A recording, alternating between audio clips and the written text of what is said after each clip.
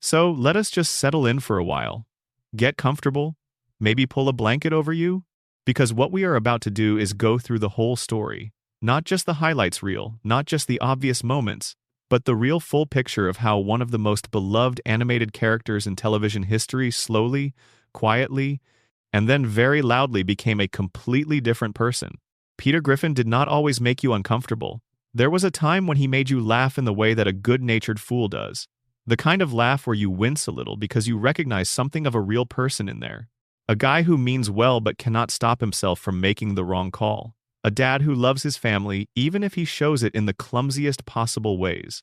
That version of Peter Griffin was the one that millions of people fell in love with between 1999 and 2002. And then again when the show came roaring back in 2005. And then, over the years that followed, something started to shift. It happened slowly at first, then faster, then it ran so far that the early Peter and the later Peter feel like two completely unrelated characters wearing the same yellow shirt. This is the story of how that happened, all of it. The creative decisions, the real-world events, the pressures of network television, the departure of the person who understood these characters better than anyone, and what it all meant for a show that deserved so much better than what it eventually became.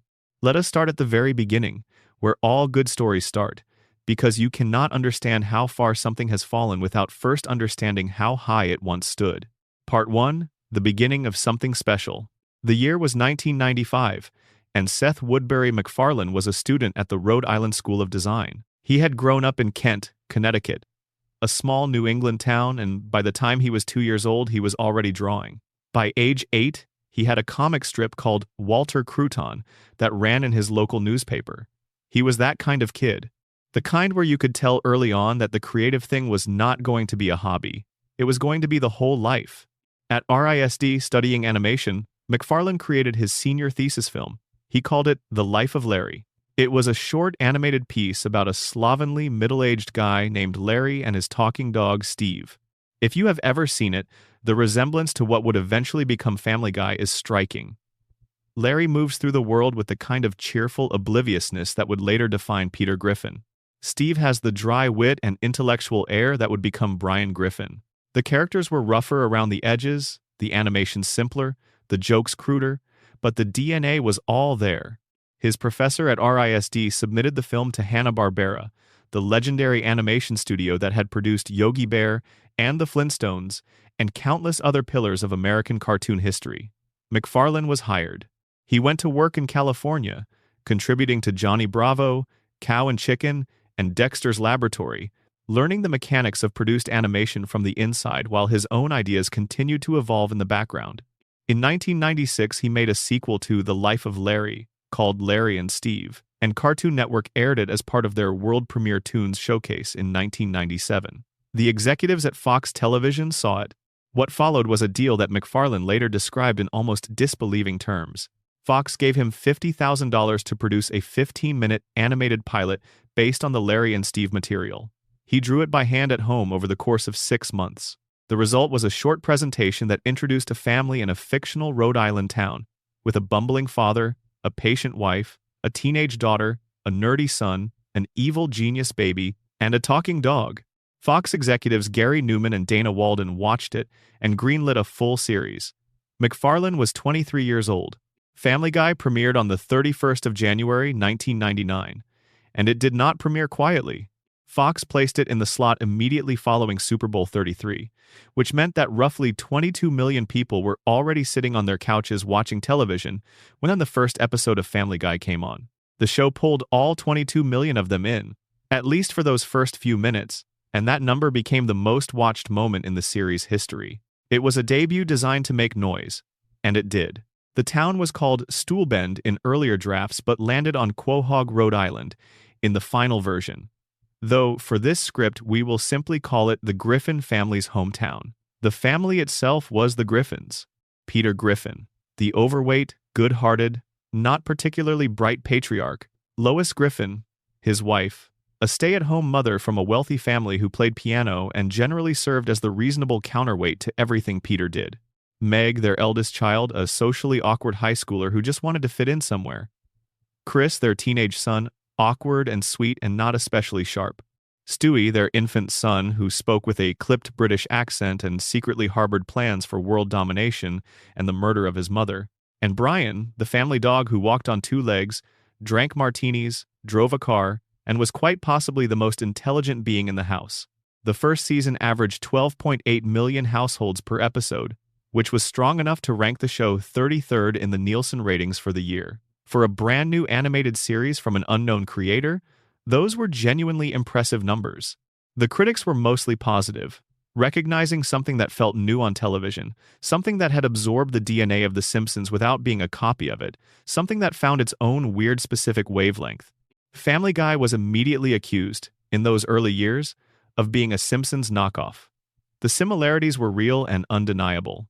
An overweight, beer-drinking, blue-collar father, a long-suffering but capable wife, 2 children, one of whom was somewhat intelligent and one of whom was less so, a family dog and a baby rounding out the household, a fictional small American town as the setting. The structural resemblance was obvious enough that the Simpsons creative team was openly skeptical and sometimes openly hostile about it. But the resemblance was more superficial than the critics suggested. The humor mechanics were genuinely different. The Simpsons in its best years worked through character, psychology, and cultural satire, through long story arcs that built to emotionally satisfying conclusions. Family Guy was working in a different register, one that was faster, more fragmented, more willing to abandon the story entirely for the sake of a single joke, and more interested in the joke itself than in what it meant in context. These are not better or worse qualities in the abstract. They are different qualities that produce different kinds of comedy. When people say the early Family Guy was as funny as anything on television at the time, they are responding to a specific kind of funny that the show was doing in a specific way. What was that wavelength exactly? It was the combination of a warm, dysfunctional family story told through the lens of very dark, very specific, and very fast humor. The show had cutaway gags from the very first episode, those quick jumps away from the main story to show a completely unrelated scene, a joke, a reference, a non sequitur. Those cutaways were short and sharp in the early days. They were a bonus. The main story could carry the episode on its own, and then the cutaway would arrive and land like a little gift you did not know you were getting. That rhythm, story then bonus joke, story then bonus joke, gave the show a pacing unlike anything else on television at the time. But the thing that made the first 3 seasons genuinely special, the thing that separated them from what the show would later become, was not the cutaways. It was the heart. The Griffin family, underneath all the chaos, genuinely cared about each other. When Peter made a terrible decision, and he made them constantly, there was always a reckoning. The episode would circle back to the human cost of whatever he had done. He would realize he had hurt someone he loved. He would feel bad about it. He would try to fix it. Lois would accept his apology, or Peter would earn it back through some gesture that showed, even through the absurdity, that this was a man who loved his wife. The kids would fight and then come back together. The family would end the episode in a state of imperfect but genuine connection. Peter himself in those first 3 seasons was a very specific kind of character. He was dumb, yes. Deeply, reliably, almost heroically dumb. But his stupidity was the kind that comes from not thinking things through, from being impulsive, from being too confident in instincts that usually turn out to be wrong. He was not cruel. He was not indifferent to the people around him. He worked at a toy factory and then later at a brewery. He drank beer at the Drunken Clam with his friends Joe and Quagmire and Cleveland. He watched too much television. He got excited about things that a grown man maybe should not get that excited about. He was recognizable. You knew a version of this guy. Maybe you grew up with a version of this guy. Brian in those early seasons was the other half of the show's emotional engine. He was the voice of reason, the sarcastic observer, the one who saw through the absurdity and commented on it. He was a failed writer, nursing a novel he could not finish, unlucky in love, prone to drinking a little more than he should. He had feelings for Lois that he kept mostly buried. He was also genuinely intelligent, genuinely well-read, genuinely trying to be a good friend to Peter even when Peter made that very difficult. Their friendship felt real in a way that animated friendships do not always manage to feel. And then there was Stewie. Stewie Griffin was, in those first 3 seasons, one of the most original character concepts in the history of American animation. A baby, barely 1 year old. sitting in a high chair and eating Cheerios and wearing a football-shaped head. And behind the baby face and the diaper and the tiny fists was a criminal mastermind with plans for world domination, a burning desire to kill his own mother, and a vocabulary that sounded like it had been borrowed from a Bond villain who had taken up residence in a prep school debating society. He built ray guns. He built time machines. He built mind control devices and weather-altering machines. He delivered elaborate monologues about the fall of civilization while his mother changed his diaper, and she had no idea what he was saying. The joke worked because of the contrast, because of the gap between what Stewie looked like and what Stewie was, and because of the dramatic irony of the audience knowing what Stewie was planning while the people around him remained completely oblivious. Lois would scoop him up and kiss his cheek while he stared directly at the camera with cold, calculating eyes. That was funny in a way that only works when the character is played completely straight, when the writers commit entirely to the bit without winking. Seth MacFarlane was everywhere in those early seasons. He was not only the creator and the voice of Peter, Brian, Stewie, and Quagmire, he was hands-on in the writing room, in the animation direction, in the overall shape of each episode. The writing staff he assembled for those first seasons included Chris Sheridan, Danny Smith, Gary Janetti, Ricky Blitt, Neil Goldman, Garrett Donovan, and Matt Weitzman, among others. This was a cohesive group with a shared understanding of what the show was supposed to be. And what it was supposed to be, in those first 3 seasons, was a warm-hearted, dark-humored, very specific American family comedy that happened to feature a baby plotting the end of Western civilization. That specificity is what made it sing. The show knew what it was. It had a clear point of view. It had characters with defined personalities who related to each other in defined ways. It had stories that started and ended and arrived somewhere. And it had Seth MacFarlane steering all of it, every episode, with a creator's attention. Then Fox happened. During its second season, Fox moved Family Guy to Thursday nights at 9 in the evening, which placed it in direct competition with Frasier on NBC, one of the most critically acclaimed and most watched comedies on network television at the time. The ratings fell. Fox moved the show to Tuesday nights, where it went up against Who Wants to Be a Millionaire on ABC, which was at that moment the hottest show in America. The ratings fell further. Fox kept moving the show, kept finding it new time slots that put it against stronger competition, kept expecting the audience to follow it through the schedule shuffle when loyal viewers barely could. By the end of the third season, in 2002, Fox canceled Family Guy. It looked, at the time, like the end of the story. But the story was not over. Not remotely. If you are settling in and enjoying the journey through this story, drop a comment right now and let me know where in the world you are watching from and what time it is where you are. Could be 3 in the morning in Auckland, could be a Tuesday afternoon in Sao Paulo, could be a quiet Sunday evening somewhere in the English countryside. Whatever it is, I want to know. And if you have not already, hit that subscribe button. It costs nothing and it means a lot. Part 2. Peter Griffin in the early years, the lovable fool. Before we get into what Peter Griffin became, we need to spend real time with what he was. Because this is not a story that makes sense unless you understand the original character deeply enough to feel the distance when he starts to drift away from it. Peter Griffin, as written in the first 3 seasons of Family Guy, was an archetype that television had been working with for decades before MacFarlane got hold of it. The well-meaning but incompetent everyman father. Homer Simpson is the most famous example, and MacFarlane has always been honest about The Simpsons being an influence. But Peter was different from Homer in ways that mattered enormously. Homer Simpson, at his best, has a quality of tragic self-awareness. He knows, somewhere deep down, that he is not the father he wants to be. That gap between who Homer is and who Homer wants to be is what gives his character so much emotional richness. Peter Griffin, by contrast, did not carry that weight. Peter was not weighed down by awareness of his own shortcomings. He moved through the world with complete, guileless confidence in himself. His stupidity was a kind of innocence. He was not stupid the way someone is who knows they are stupid and compensates for it with bluster. He was stupid the way a golden retriever is stupid enthusiastically, warmly, with no particular awareness that things are going wrong. And yet, crucially, Peter loved his family. He loved Lois in a way that was simple and genuine. He found her attractive. He was proud of her. When he hurt her, which happened regularly, he felt it. He might not have understood exactly why what he did was wrong, but he could read the pain on her face, and it registered somewhere in him as something he needed to fix. Their marriage in the early seasons had a real warmth to it. They bantered, they flirted, they argued and reconciled. They were, beneath all the cartoon absurdity, a recognizable couple. With the kids, early Peter was similarly imperfect but fundamentally caring. With Chris, he had the particular brand of clueless parental encouragement that a well-meaning father gives when he has no actual idea what his son needs. He tried. With Meg, he was often inattentive, often more interested in whatever was happening at the bar or on television, but he was not hostile to her. He did not dislike her. When she needed him to show up as a father, he might fail to understand what she needed, but he would try in his clumsy way.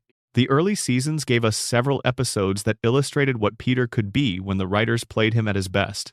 In one early storyline, Peter discovers he might have African American ancestry, and rather than handling the information with any grace, he leans into it with characteristically oblivious enthusiasm, offending everyone around him while genuinely not grasping why.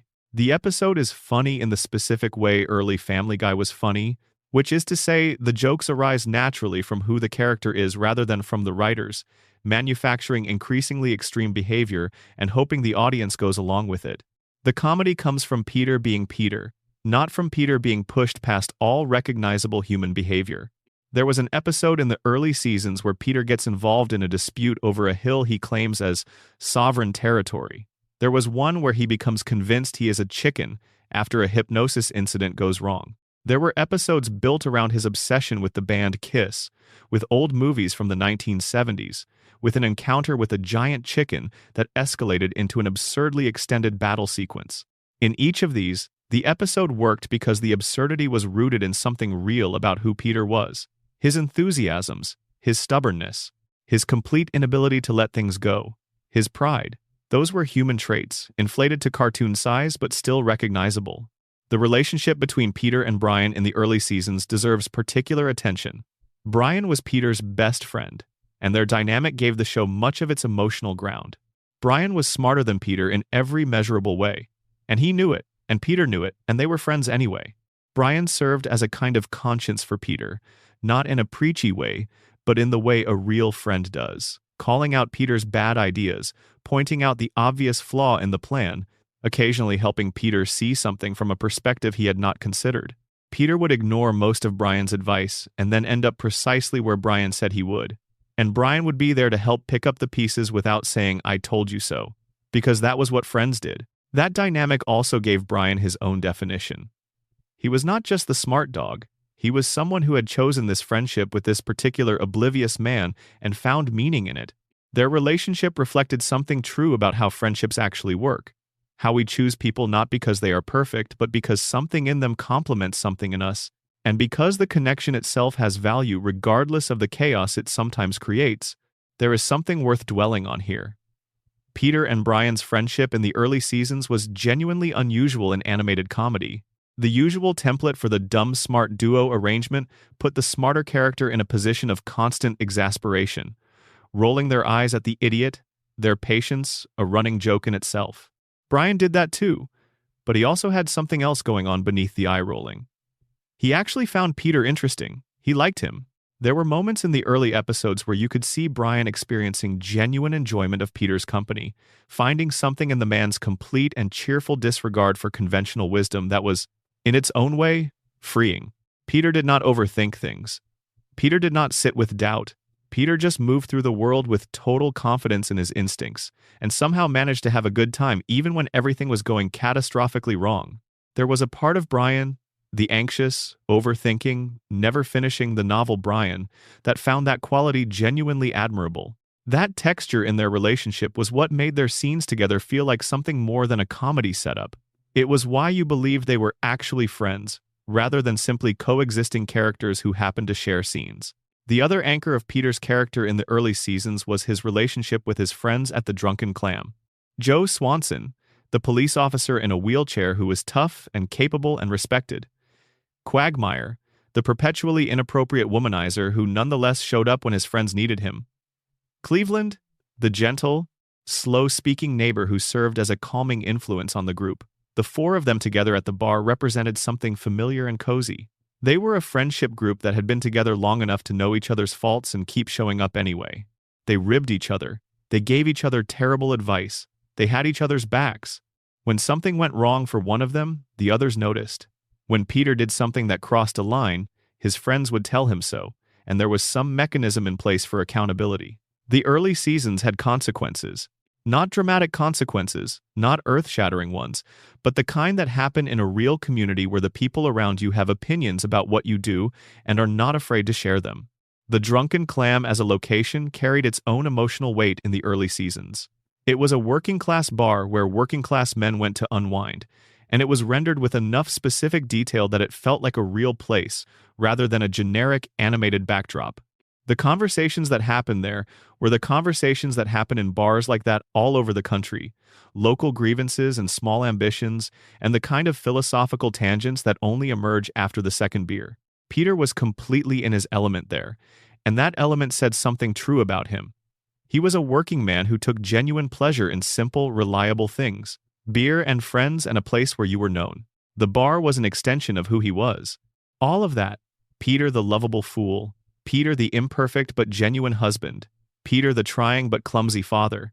Peter the valued member of a friend group with standards. Peter, the man who found his version of happiness in a bar booth with 3 other guys, formed the foundation of the character.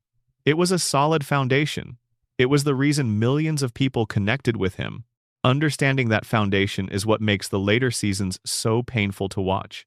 Because what happened to Peter Griffin over the course of Family Guy's long run was not a simple process of making him worse.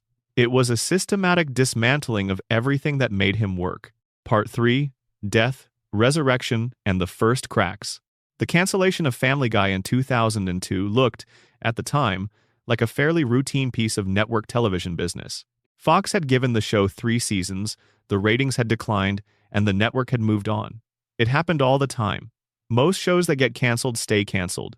There is no second act, no revival, no second chance. The audience moves on. The actors move on. The writers move on. The show becomes a footnote. What happened instead was one of the most remarkable second acts in the history of American television, and it was driven not by network executives or studio decisions, but by the fans themselves, and by the strange logic of a media landscape that was quietly changing in ways that nobody had fully mapped yet. Cartoon Network acquired the rights to air reruns of Family Guy on their Adult Swim programming block. They acquired those rights cheaply because nobody involved in the transaction thought the show had much residual value. The president of 20th Century Fox Television later acknowledged that they had sold the rights for almost nothing, practically given them away because the prevailing wisdom at the time was that a canceled show was not worth much. Cartoon Network disagreed, at least enough to take the gamble. Family Guy premiered on Adult Swim on the 20th of April 2003, and almost immediately, something unexpected happened. The show became the highest-rated program on the entire block. It dominated the late-night slot against both cable and broadcast competition. It boosted Adult Swim's overall viewership by 239%. That is not a number that gets rounded up or exaggerated. That is the actual figure. A show that Fox had canceled for insufficient ratings was, in the rerun format on a cable network, pulling in audiences that made everything else on that block look like a warm-up act. At the same time, the DVD release of the first and second seasons arrived in stores the same week the Adult Swim premiere happened. Within 1 month, those DVDs had sold 400,000 copies. They went on to sell 2.2 million copies and became the best-selling television DVD of 2003, beaten only by the first season of Chappelle's Show in the broader television DVD market. The third season DVD also sold over 1 million copies. The numbers for a canceled show were extraordinary. What was happening was something the entertainment industry had not quite encountered before in this form. Family Guy had not died. It had gone underground. The audience had not disappeared. They had found the show elsewhere, in reruns and on disc, and they had grown the audience while the show was off the air. They had told their friends about it. They had watched episodes over and over. They had developed what we would now call a parasocial relationship with these characters, a genuine attachment that extended beyond the typical passive television viewership of just tuning in when the show was on and forgetting about it when the schedule changed. Fox looked at these numbers and did something that had never been done before in the history of American television. On the 20th of May, 2004, they ordered 35 new episodes of Family Guy. Family Guy became the first television series in history to be revived based on DVD sales. It is a distinction that belongs to this show alone, and it speaks to the extraordinary loyalty of the audience that MacFarlane and his team had built over those first 3 seasons. The 4th season premiered on the 1st of May, 2005, as part of Fox's Sunday night animation domination lineup alongside The Simpsons, King of the Hill, and MacFarlane's new show American Dad. The premiere drew strong numbers. People who had been waiting 3 years for new episodes showed up in significant quantities. The hype was real. The excitement was real. The sentiment among fans was that the show they loved had been given a gift, a second chance that shows almost never get, and that everything from here was bonus material, gravy, a happy accident. But something had changed during those 3 years away.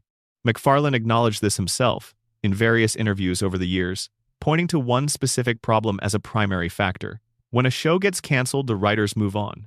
They find other work. They develop other projects. They go wherever the next opportunity takes them. You cannot reasonably expect a writing staff to sit in a holding pattern for 3 years, waiting for a show that might never come back.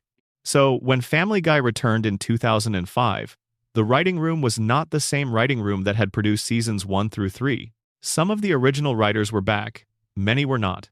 New writers had been hired who understood the show well enough to work on it, but did not have the specific fingerprint of the original team. This matters enormously when you are talking about the kind of comedy Family Guy was doing. The humor in the early seasons was not just funny, it was specifically funny in a particular voice. It had a tone that was the product of specific sensibilities developed by specific people in a specific creative environment. Change those people and you change the tone, even if the show looks the same on the surface. Consider what a writing room actually is, in practical terms. It is a group of people who spend months together developing a shared sense of what is funny, what the characters would and would not do, where the line is between pushing the material productively and pushing it somewhere that does not serve the show. That collective knowledge is not documented anywhere. You cannot write it down and hand it to a new group and have them pick up exactly where the old group left off. It lives in the conversations between specific people, in the accumulated history of thousands of small decisions made together over the course of multiple seasons. When you replace significant portions of that group, you lose that institutional knowledge, and you build a different kind of knowledge that takes the show in a different direction, however incrementally.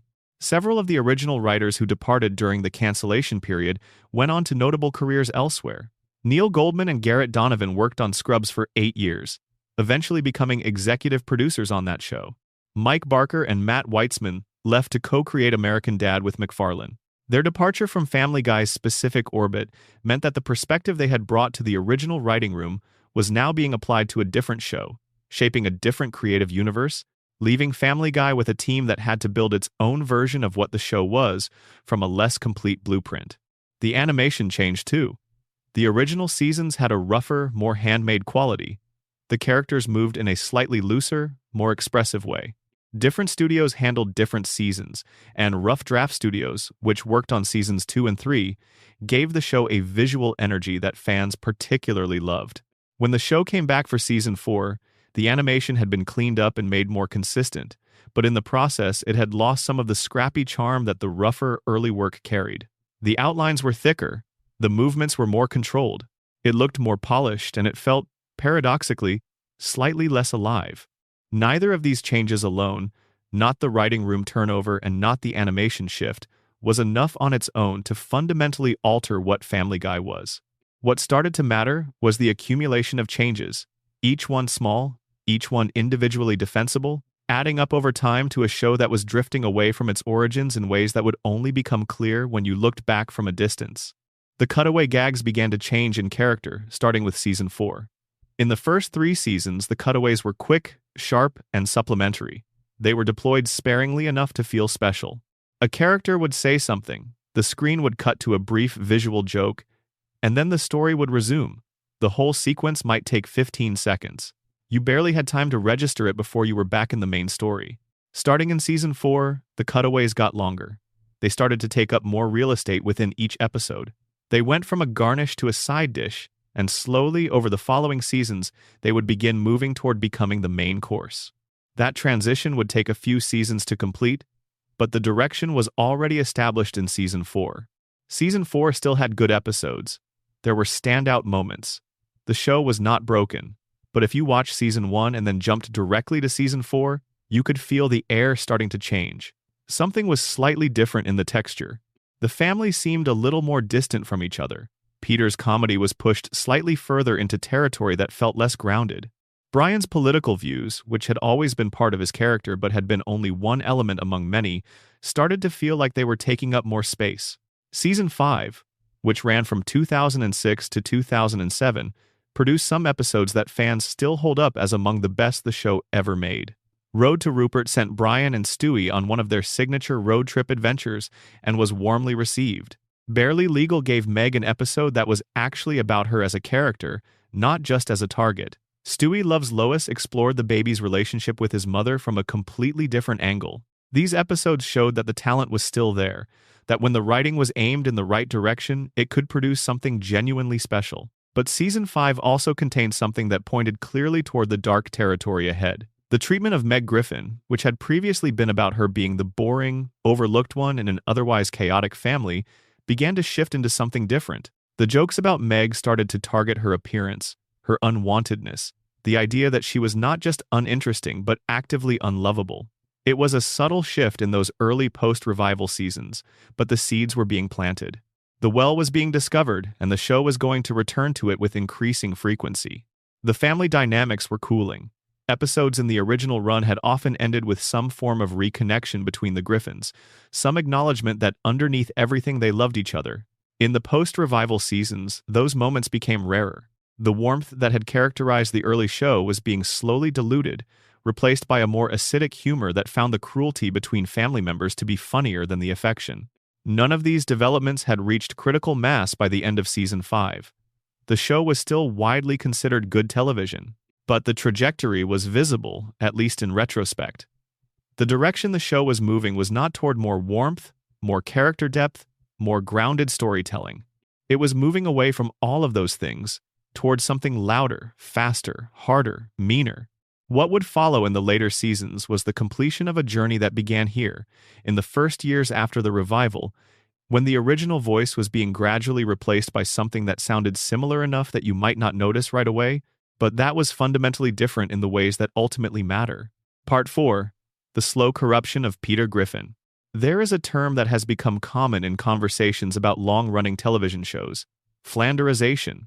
It comes from Ned Flanders, the character on The Simpsons who, in the early seasons of that show, was a fully realized human being with a faith that was one aspect of a complex personality, and who over the course of many seasons was reduced to being nothing but his religiosity, until the character was essentially a walking sight gag about evangelical Christianity with no other discernible traits. The process of taking a character with depth and collapsing them into a single exaggerated trait is named after him. Family Guy did not merely produce an example of Flanderization. It may have produced the most dramatic and most complete example of Flanderization in the history of animated television. And the character at the center of it was Peter Griffin. The transformation happened in stages.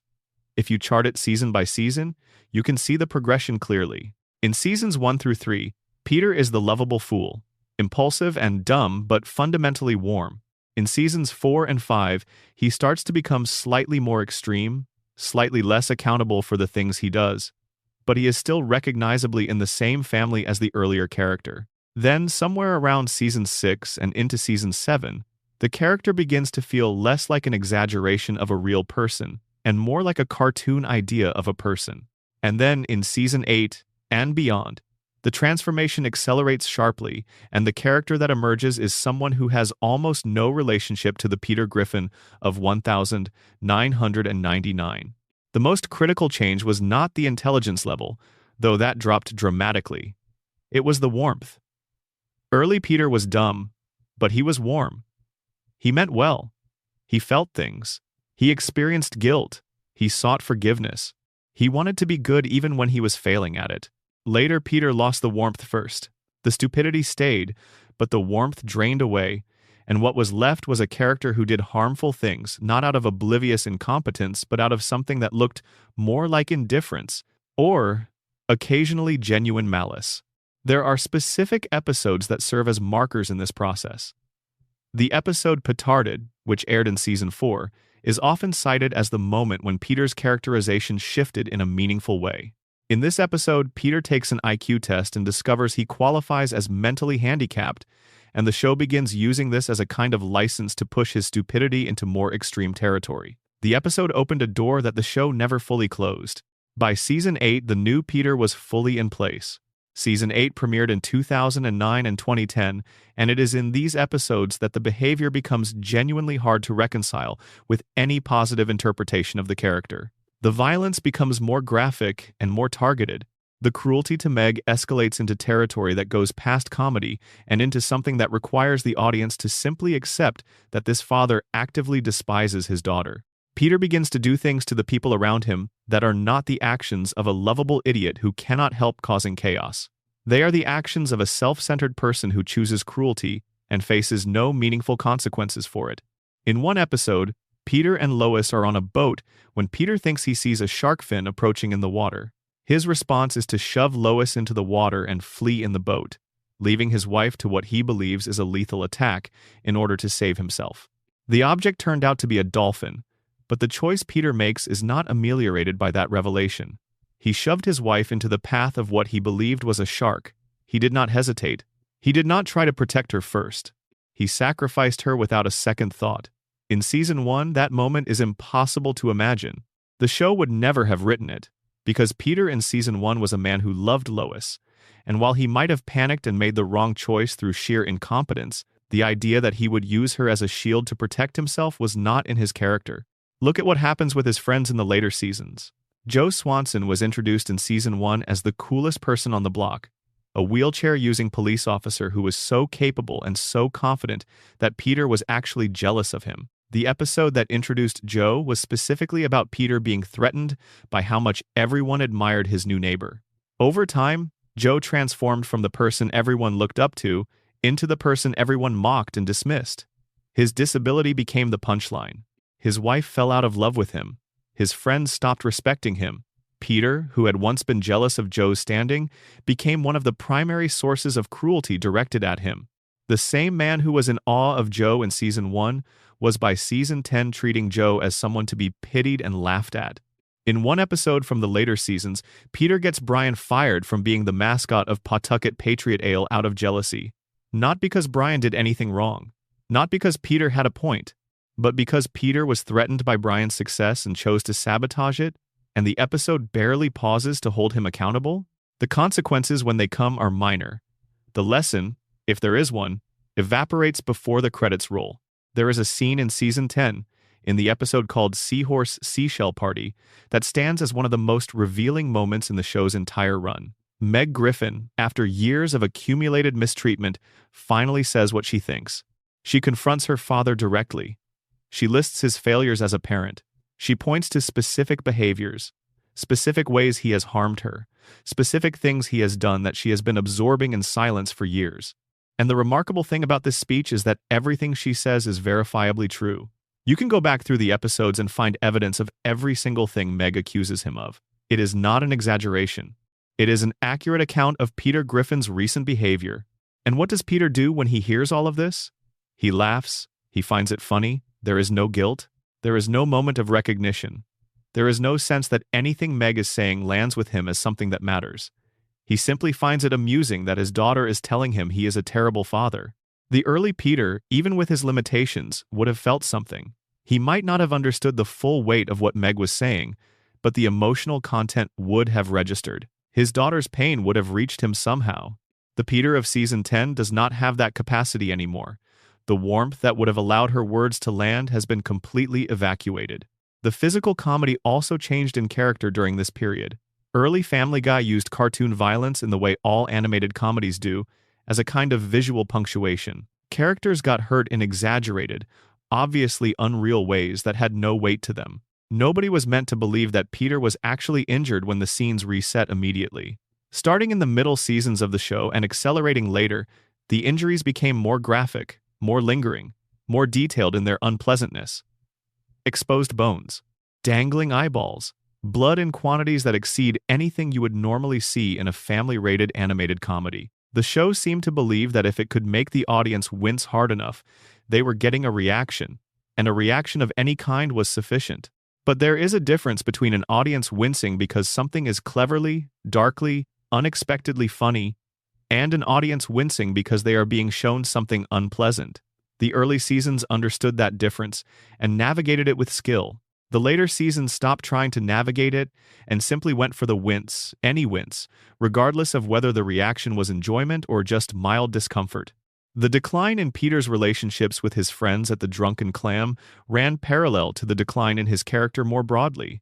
The group that had once been a mutually supportive friendship, 4 different kinds of men who liked each other and showed up for each other in different ways, slowly transformed into something more corrosive. Peter began doing things to his friends that went beyond the acceptable range of what you could excuse as friendly ribbing or oblivious insensitivity. He would sabotage their relationships, damage their property, manipulate them for his own benefit, and face consequences that were either minor or non-existent. Joe Swanson's trajectory within the group was one of the clearest illustrations of this change.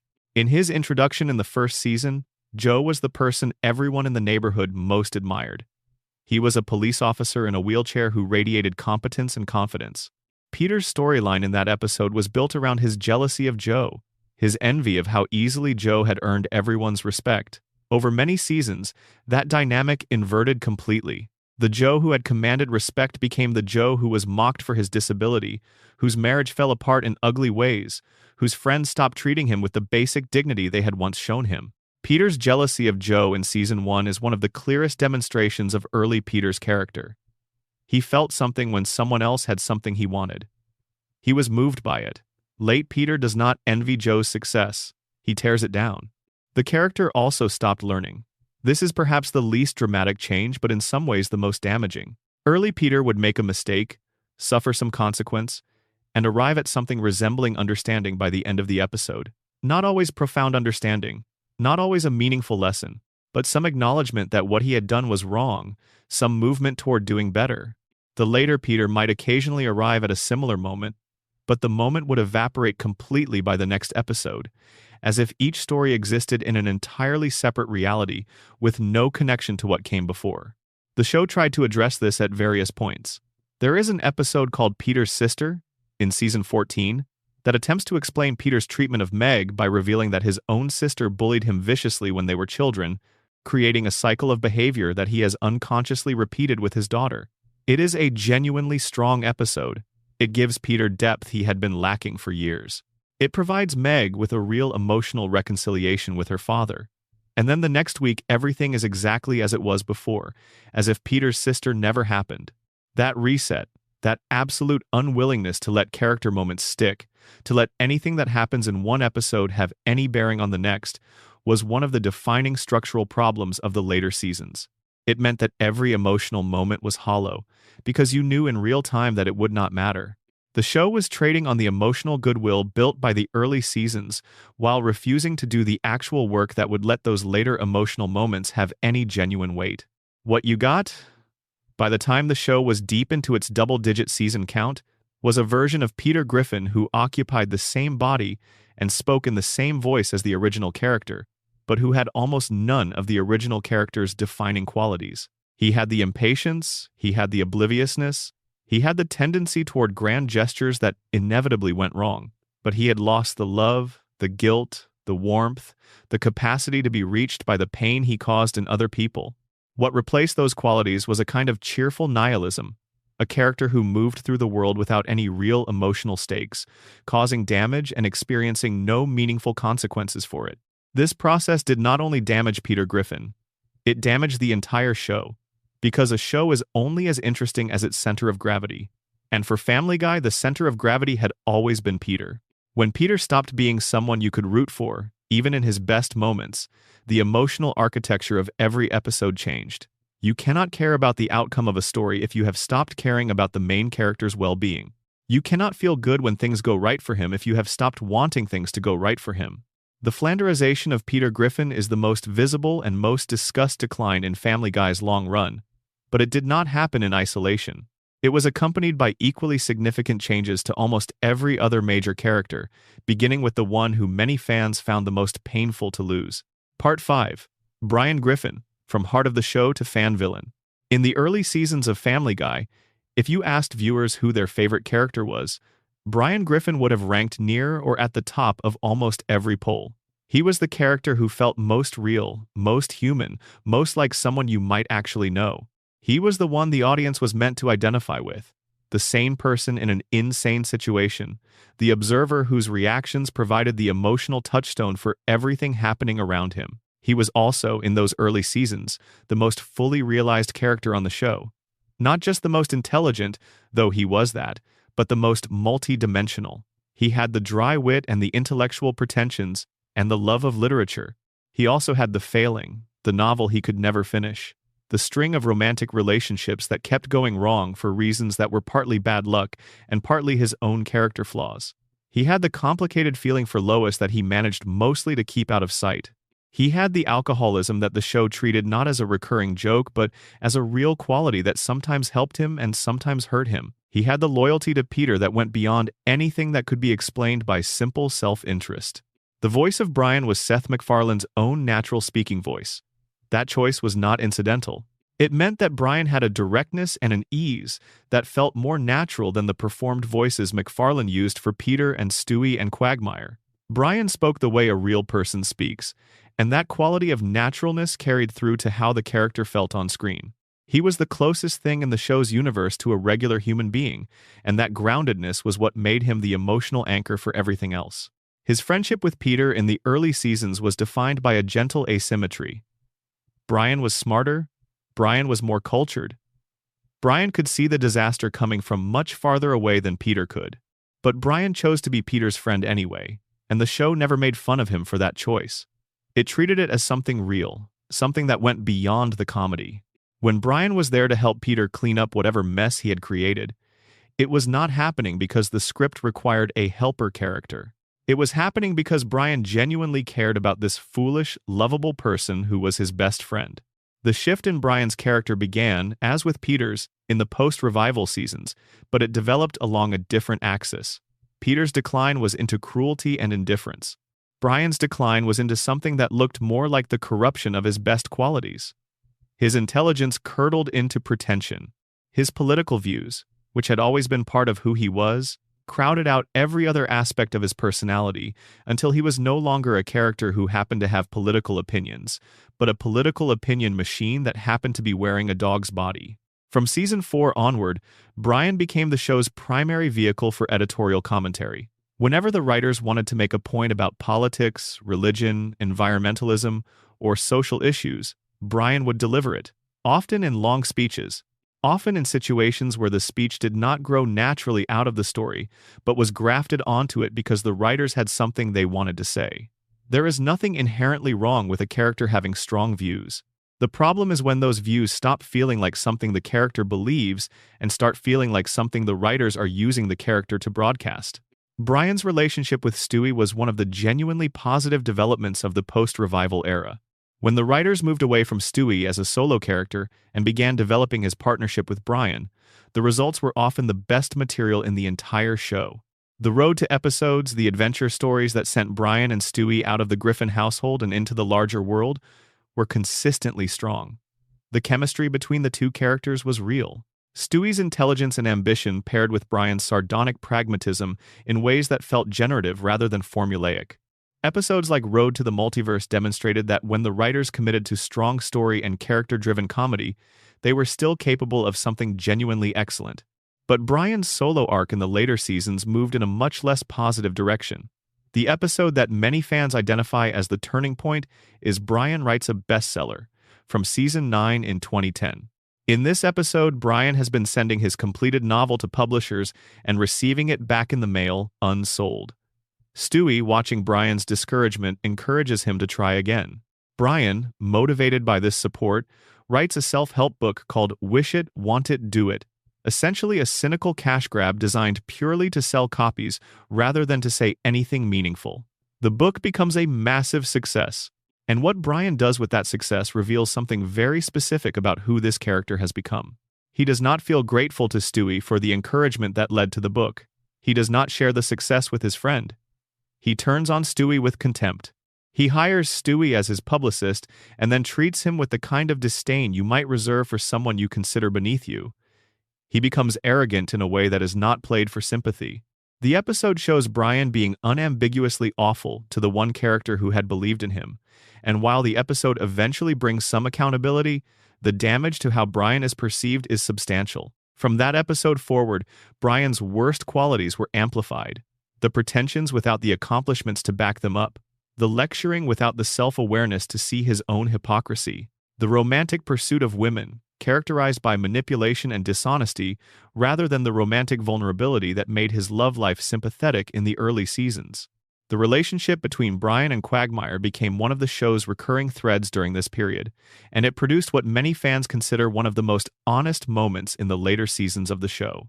In the episode Jerome is the New Black from Season 8, Quagmire delivers a long and devastating speech about everything he finds intolerable about Brian. He goes through it systematically, calling out the phony intellectual posturing, the constant failure as a writer, the hypocrisy on political issues, the way Brian treats women, the abandonment of his own son.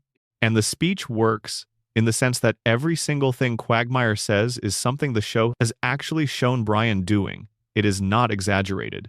It is a precise accounting of the Brian Griffin who exists in seasons 8 and beyond. The show clearly understood what it had done to Brian.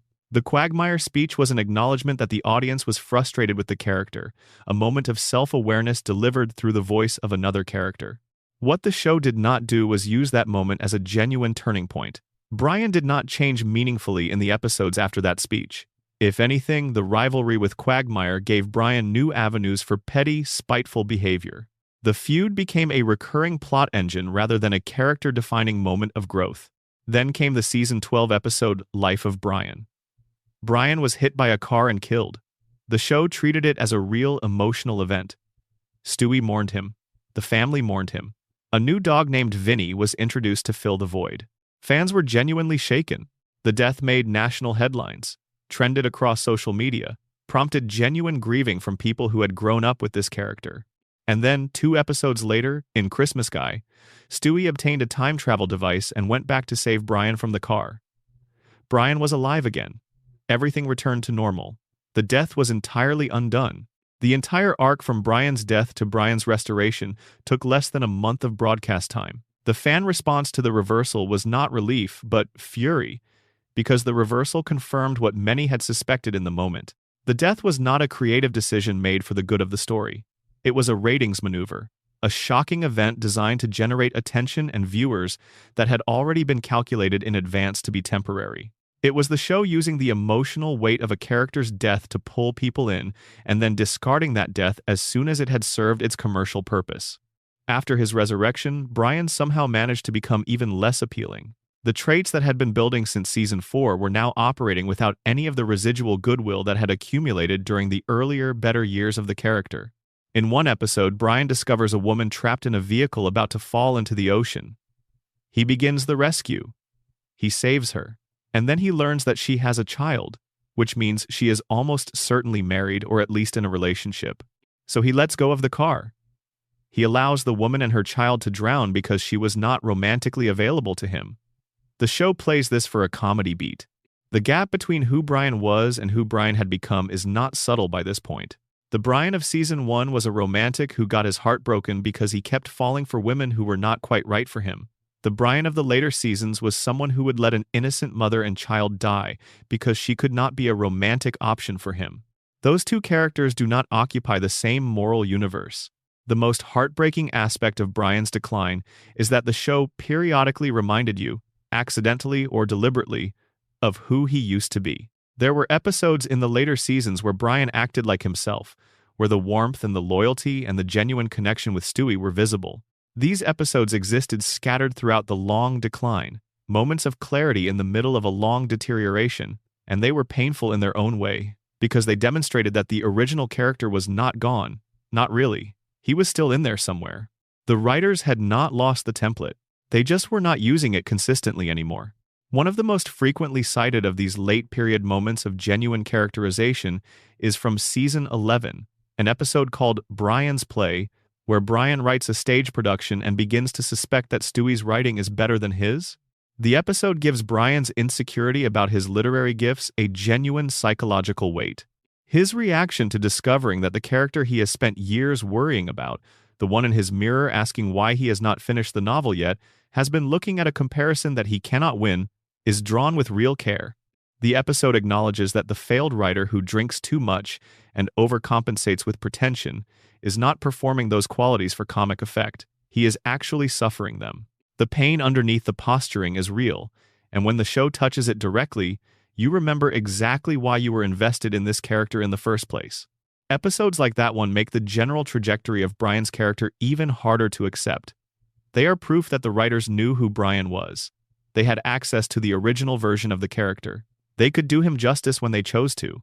The choices in the episodes surrounding those moments, where Brian was arrogant and dishonest and casually cruel, were choices, not inevitabilities. The character was capable of better. The show simply chose not to do better for most of its run. The evolution of Brian Griffin from the emotional center of the show to one of its most disliked characters is one of the more instructive case studies in what happens to a character when the people writing them stop treating him as a person and start treating him as a vehicle. Brian became a vehicle for the writer's political opinions. He became a vehicle for shock comedy. He became a vehicle for plots that required a character to behave badly enough to create conflict. In all of those roles, the actual Brian Griffin, the one who had a novel he was afraid he would never finish, who loved his friend Peter with something like genuine brotherly feeling, who was trying in his imperfect way to be someone worth knowing, was not the character the show needed. So the show let him fade. Part 6.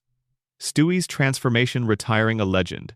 In the summer of 1999, when Family Guy was new enough that the ink on the premiere reviews had barely dried, you could walk through almost any office or college dorm or suburban living room and someone would do a Stewie impression.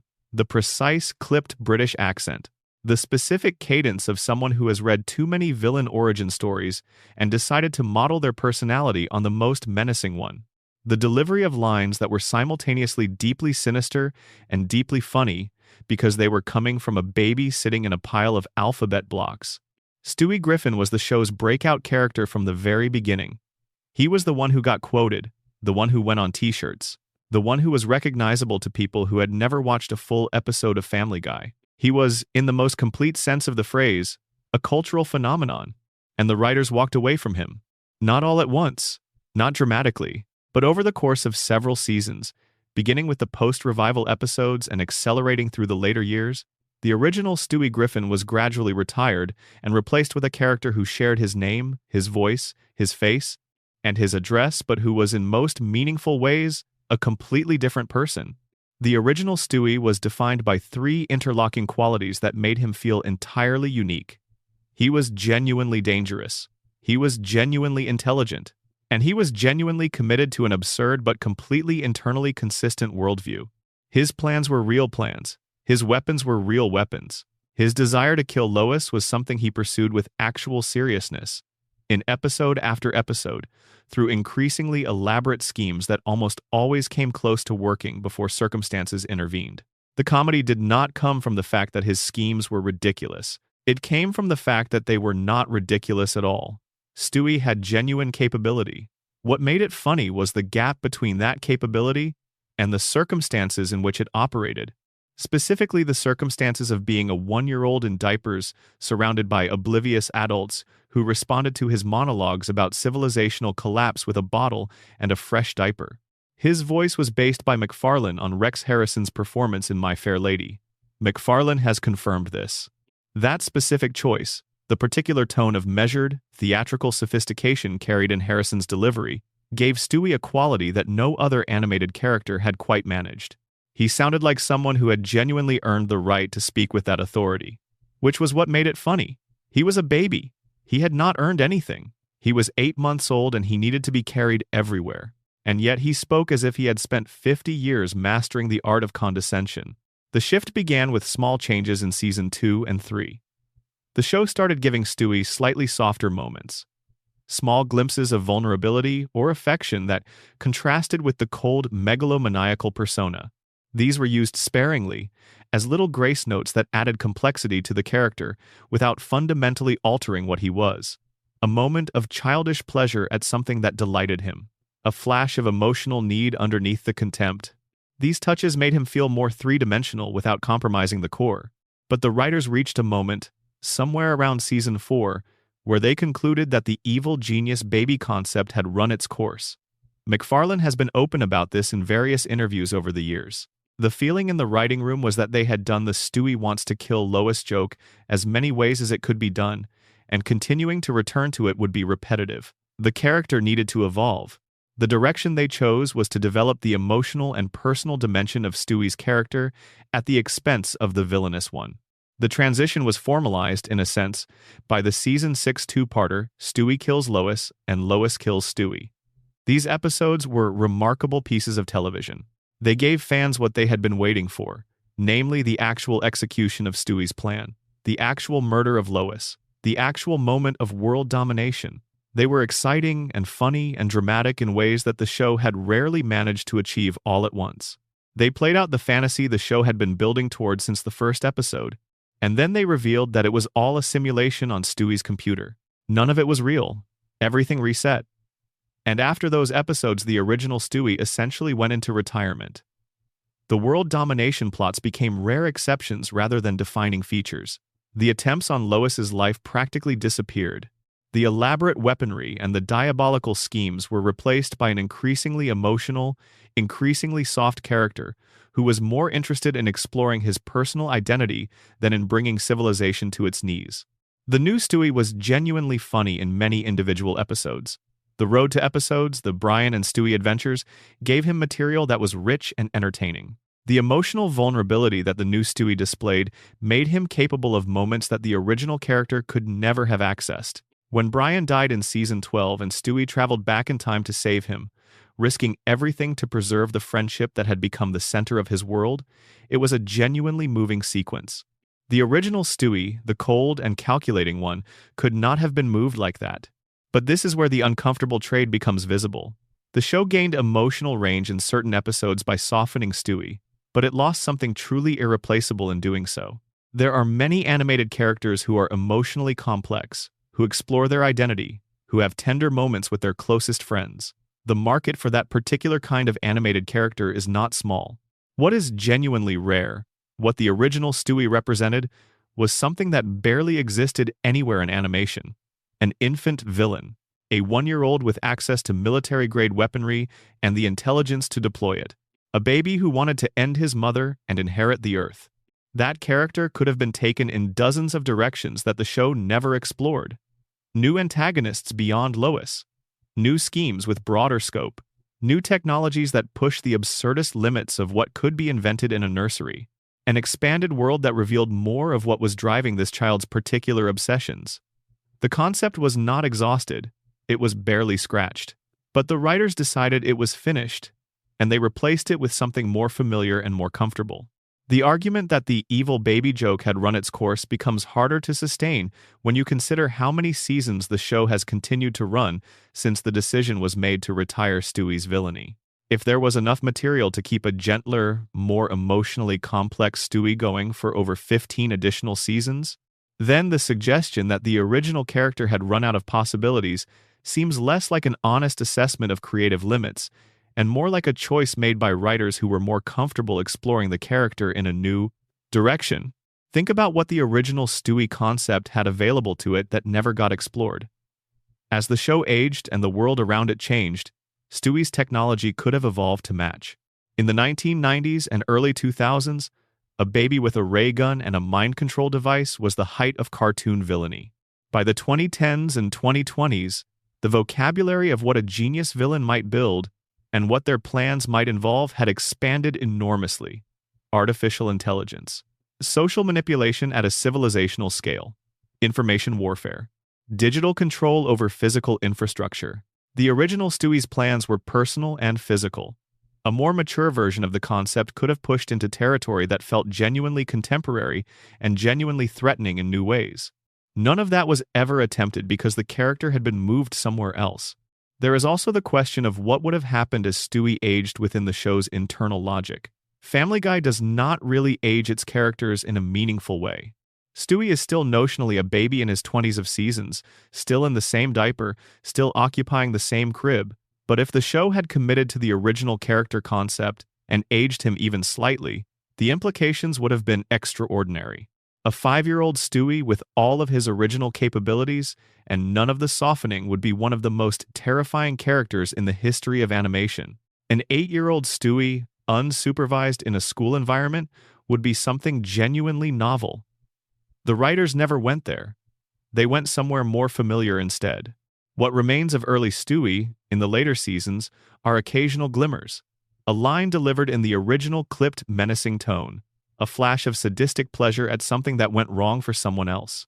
A moment where the old danger surfaces briefly before being tucked away again. These moments are the show acknowledging, perhaps unconsciously, that the original character has not been fully forgotten, just set aside. They are also, to fans who remember who Stewie was, faintly sad reminders of what the show decided to give up. By 2026, there is even a Stewie spin-off series in development, announced by Fox in March of that year for a 2027 premiere. The spin-off will follow Stewie in a new preschool, using his inventions to take his classmates on adventures through space and time. It is an interesting concept, and it may produce something worth watching. But the character who is headlining that spin-off is the newer, softer, more emotionally accessible Stewie, not the cold-eyed infant schemer who made millions of people recognize his voice by the sound of a single sentence. The character who truly deserved his own show was the one who got retired. Part 7. Meg Griffin and the Joke That Never Ended. Every family sitcom has a character who absorbs the group's frustrations. The one who gets teased. The one who is the easiest target. The one whose discomfort becomes the source of comedy because they are the most available to be made uncomfortable. Done with care, this character can be genuinely relatable and even sympathetic. Done without care, it becomes something uglier. Meg Griffin started as a recognizable type, the overlooked teenage daughter in a chaotic household. She was the one who wanted to be normal when normal was not on offer. She wanted friends, popularity, a boyfriend, the standard inventory of desires that most teenagers carry. In a family where her father was constantly generating catastrophes, her mother was somehow holding the structure together, her little brother was a nerdy kid trying to figure out social interactions, and her baby brother was a secret supervillain, Meg's normalcy was the joke. The comedy of her character in the early seasons came from how unremarkably ordinary her problems were by comparison with everyone else in her family. She was worried about who was going to ask her to prom, while Stewie was plotting to reroute a city's water supply. Lacey Chabert voiced Meg in the first season before leaving due to scheduling conflicts with her other work. Mila Kunis took over the role from season 2 onward, and has remained in it ever since.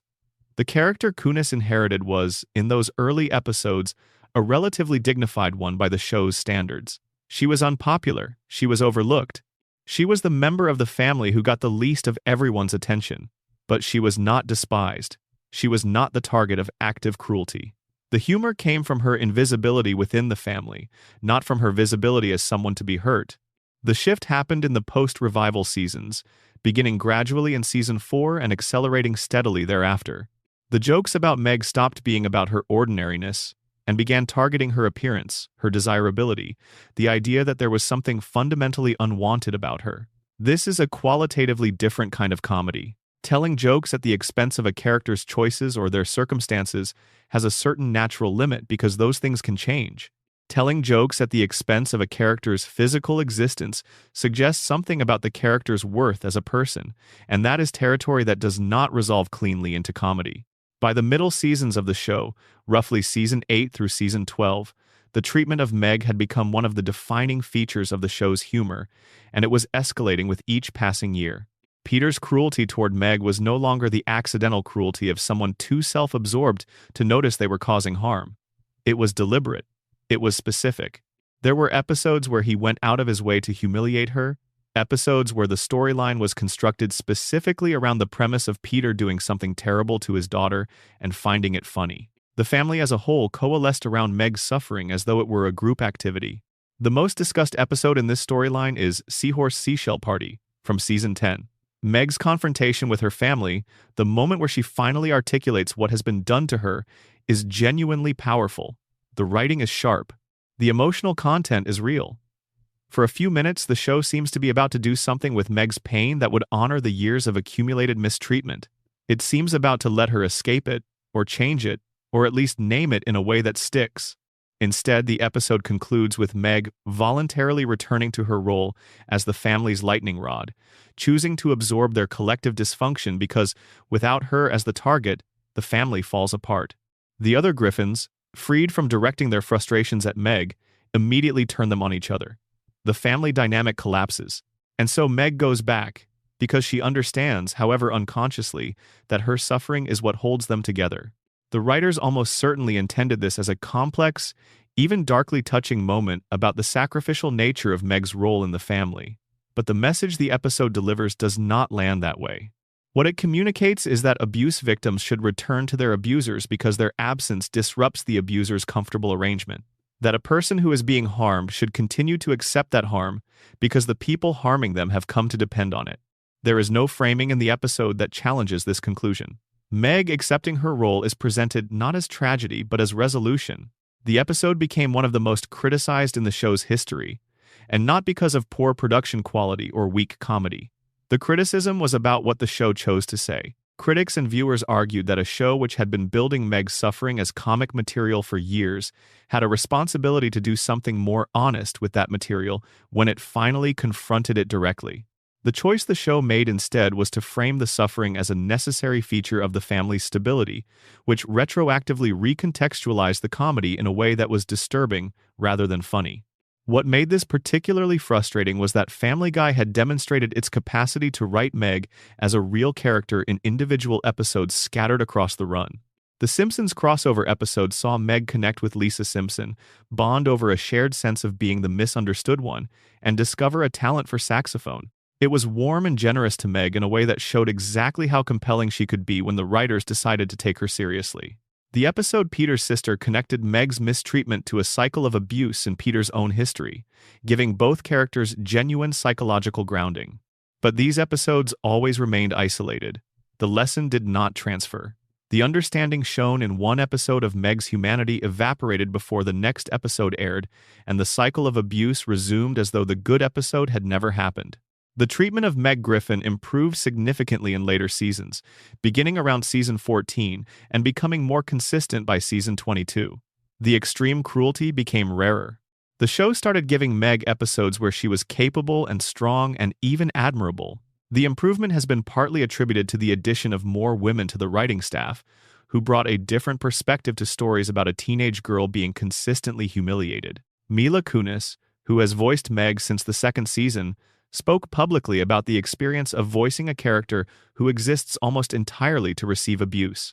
She described instances where people would approach her and repeat phrases associated with Peter's dismissal of Meg, using the character's mistreatment as a kind of shared cultural reference.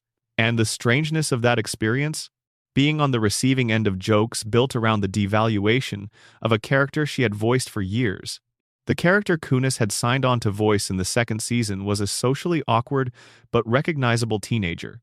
The character she ended up voicing through the middle seasons of the show was a punchline whose specific injury was her defining quality. That transformation happened below the line of public attention, accumulating across hundreds of episodes, and then one day it had simply become what the character was.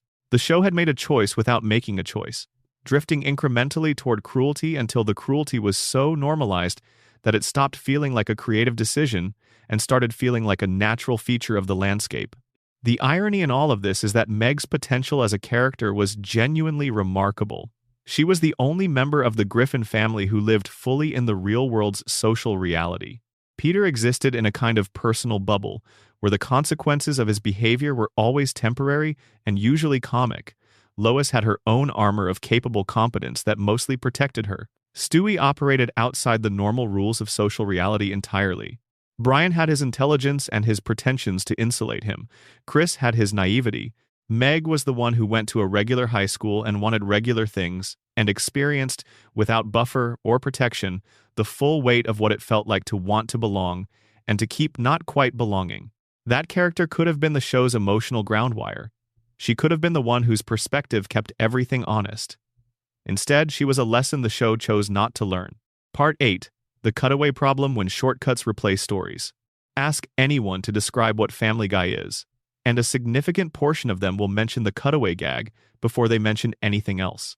The show's signature structural device, the quick jump away from the main story to an unrelated visual joke before jumping back, became more closely identified with Family Guy than almost any other element of the show.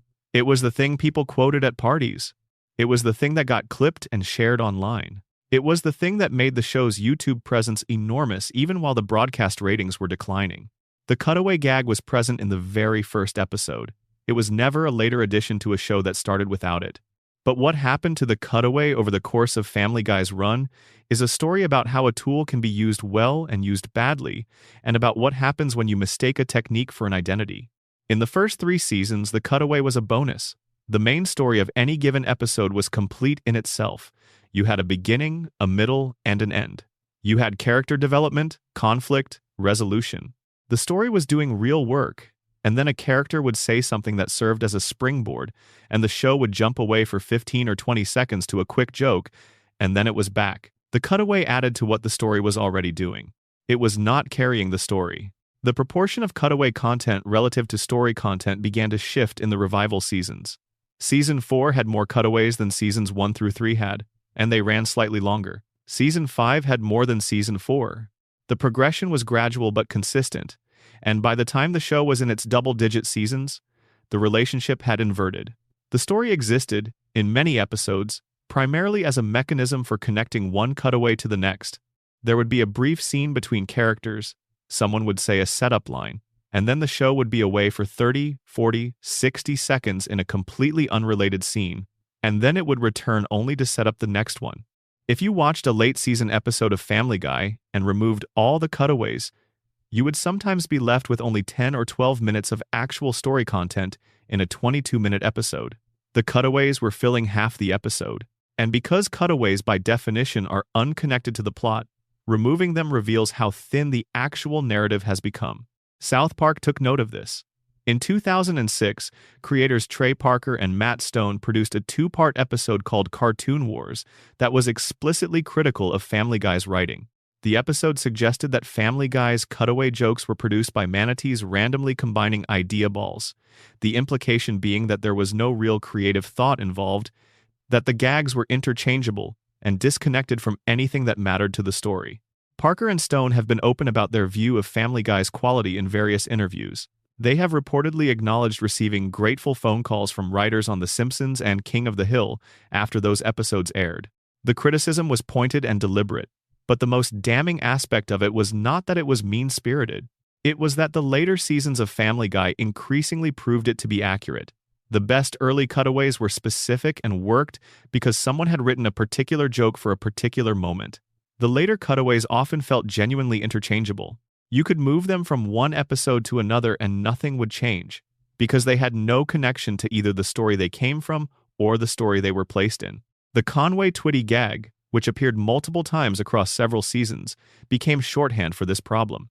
In this recurring bit, the show would cut to a full performance by country singer Conway-Twitty. Not a brief clip, not a quick joke riffing on the singer's persona, but an extended, largely unedited segment of one of his actual songs. The bit ran for minutes at a time. There was no additional joke. There was no twist. The bit was that the show had stopped making comedy and was instead playing country music. It was funny, briefly, the first time, because of its sheer unexpectedness. It was not funny the 4th time. By the end, it was widely regarded as one of the most obvious examples of the show padding episodes with content because it had run out of ideas for filling the time. The show was aware of its own cutaway problem, which made it more rather than less frustrating. In various episodes, the characters would break the 4th wall to comment on the show's reliance on cutaways. In Back to the Pilot, a Season 10 episode where Brian and Stewie travel back in time to the first episode of the show, one of the jokes is that the characters from the original episode are standing around awkwardly doing nothing during the cutaway, waiting for the main story to resume. The joke acknowledges exactly the structural problem that critics had been pointing to for years. An entire episode, Cutaway Land, was built around the conceit of Peter and Lois traveling between cutaways, exploring the world of the show's most famous device. It should have been a love letter to the format. Instead, it became a kind of unintentional confession because the episode relied heavily on recycled cutaways from earlier seasons which suggested the writers had so fully depleted their original material that they were reaching back into the archive. And the episode ended with Peter waking up to discover it was all a dream, which is one of the most worn-out storytelling devices in existence.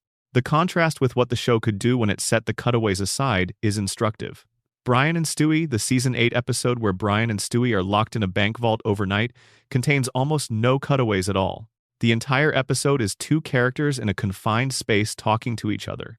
Brian reveals that he keeps a gun in a safety deposit box because he has thought about using it to end his life. Stewie reveals how much Brian means to him. The episode is raw and direct and emotionally honest in a way that Family Guy almost never managed in its later seasons, and it is one of the most well-regarded episodes in the show's entire catalog. It showed that the writing team was still capable of telling a complete, emotionally rich story without relying on the gag format that had become the show's crutch. The problem was structural. The cutaway habit had been established and reinforced over so many seasons that the writer's room had become oriented around it. The skills required to tell a complete story, to sustain character development across 22 minutes, to construct a plot that earned its emotional beats through the accumulation of detail rather than through isolated funny moments, those skills atrophied because they were not being regularly exercised. The cutaway format rewarded a particular kind of creativity and neglected another kind, and the neglected kind was the one that had made the early seasons great. The audience felt this shift, even when they could not fully articulate it. People who watched Family Guy in the early 2000s and then returned to it in the late 2010s consistently reported the same experience. The new episodes were sometimes funny. Individual cutaways would land. But the show felt hollow in a way that the old episodes did not. You could watch an episode and laugh at 3 separate moments and then, 5 minutes after it ended, have absolutely no recollection of what the plot had been, because there was nothing to remember. The plot had been a delivery mechanism, and the delivery mechanisms are inherently forgettable. Part 8.5. The humor shifts dark comedy versus shock value. There is a line that exists in all comedy that deals with dark subject matter, and it is a line that is very difficult to define in advance and usually only visible clearly in retrospect. The line is between darkness that serves the comedy and darkness that is just darkness. Between material that is uncomfortable because it is reaching for something true about human experience and material that is uncomfortable because the people making it ran out of other ideas. Family Guy in its early seasons understood that line intuitively. The show had always dealt in edgy material. The Parents Television Council, a watchdog organization that evaluated primetime programming for family friendliness, placed Family Guy on their list of worst primetime shows for family viewing in 2000, 2005, and 2006. The Federal Communications Commission received petitions arguing the show should not be allowed to broadcast. This was not a show that was trying to avoid controversy. It was walking directly toward it, deliberately, because controversy was part of the brand. But in those early seasons, the controversial material had craft attached to it.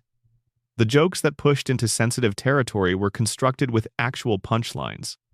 They were satirizing something. They were using the darkness as a mechanism to land somewhere specific, to make a point about a real thing in the world, even if that point was buried under layers of absurdist comedy. The offense was not the destination, it was the vehicle.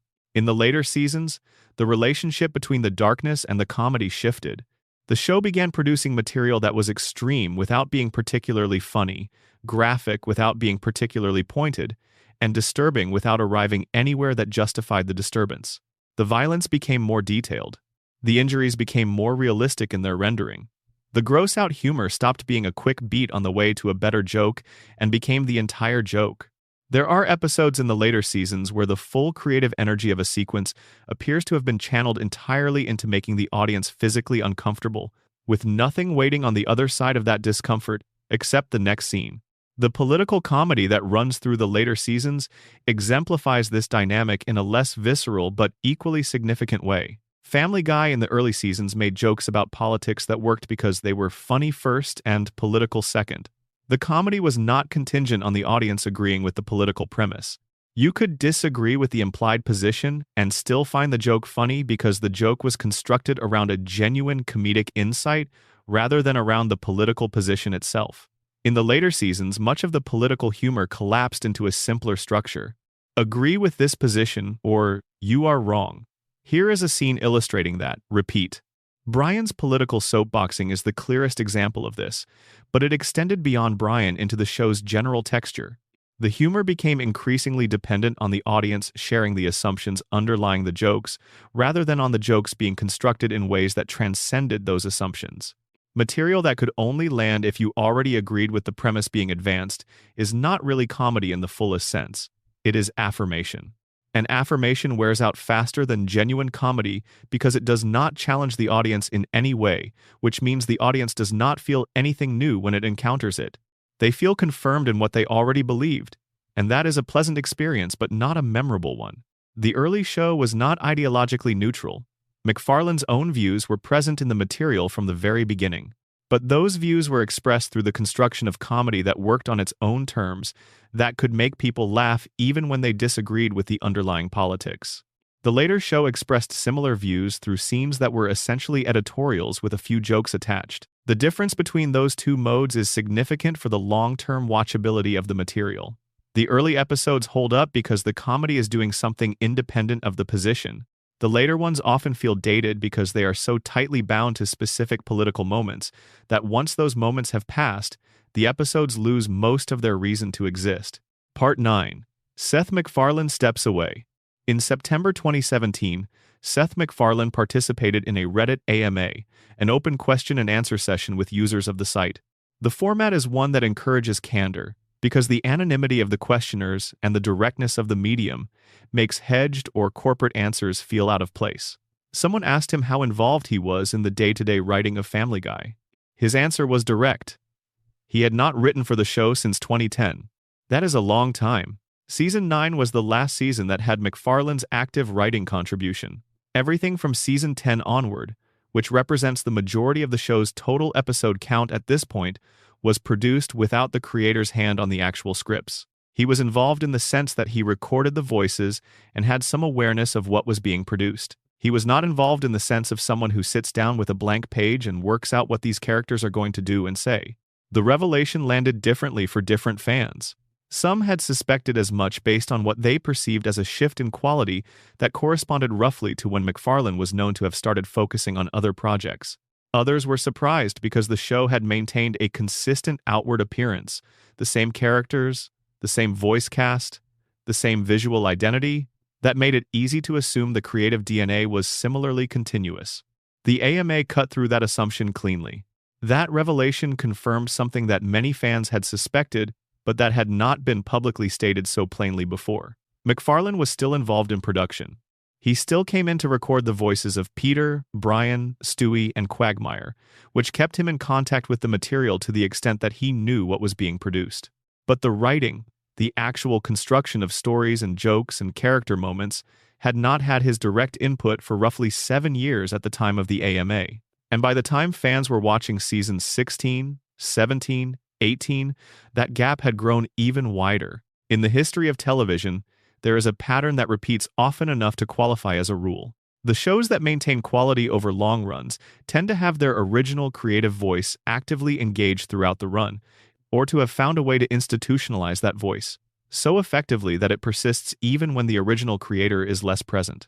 The shows that decline sharply tend to be the ones where the original vision is removed from active governance, while the production machine continues to run under its own momentum. MacFarlane stepping back from the writing was not a calculated act of abandonment. It was a natural consequence of success. By the time he withdrew from the writing room, he was one of the most sought-after creators in Hollywood. He had American Dad and The Cleveland Show also in production. He was developing film projects. He had a public persona as a performer, a singer, an Oscar host, a figure in the broader entertainment landscape whose value extended far beyond the animated show that had made him famous. The demands on his time were extraordinary. In 2011, he directed Ted, a live-action comedy about a man whose childhood stuffed animal had come to life. The film earned over $500 million worldwide, making it one of the most successful comedy films of that year. A sequel followed in 2015, The Orville, a science fiction series that MacFarlane conceived as a love letter to Star Trek: The Next Generation, premiered in 2017 on Fox before moving to Hulu. In 2020, he signed a deal with NBC Universal, worth approximately $200 million over 5 years. which moved his production company, Fuzzy Door Productions, into an entirely different corporate ecosystem from the one that housed Family Guy. He was, in short, doing many things, and Family Guy had become one line item among many rather than the single focus of his creative attention. The showrunners who took over the day-to-day creative direction of Family Guy during MacFarlane's increasing absence were experienced professionals. Rich Appel and Alex Sulkin had both been with the show for years. They knew the characters, they knew the world, they knew the production pipeline. In an interview with the entertainment site Looper, Sulkin described his relationship with MacFarlane in the later years as involving regular check-ins, voice recording sessions where MacFarlane would indicate things he liked or did not like about the show, and occasional story pitches from MacFarlane that went directly into production when they arrived. That is a meaningful relationship, but it is not the same as the creator of a show being in the room every day, making choices in real time, pushing back on anything that does not feel right. The difference between a creator who is present and a creator who is consulted is significant in any creative endeavor. A creator who is present makes the small choices, the tiny adjustments, the instinctive rejections of things that work technically but feel wrong. They catch the episodes that are competently constructed but tonally off. They notice when a character is being pushed in a direction that conflicts with something fundamental about who that character is. Those small daily corrections are what maintain the quality of a show over time. They are invisible when they are happening, and their absence becomes visible only when you look at the accumulation of episodes that resulted from not having them. MacFarlane's relationship with Fox also created a tension that shaped the later years of Family Guy's run. MacFarlane is politically liberal and has been publicly and consistently vocal about it. Fox, as a broadcast network, has a complicated relationship with its sibling company Fox News, and MacFarlane was openly uncomfortable with that relationship. In 2021, he posted on social media that Tucker Carlson's commentary on Fox News made him wish Family Guy were on any other network. He described the situation as resembling a failing marriage where both parties knew things were not working. This was not ambiguous or subtle. The creator of one of Fox's longest-running shows was publicly saying he wished his show were not on Fox. The NBC Universal deal moved his new projects to a completely different network family. The Orville landed at Hulu. The TED television series ended up at Peacock.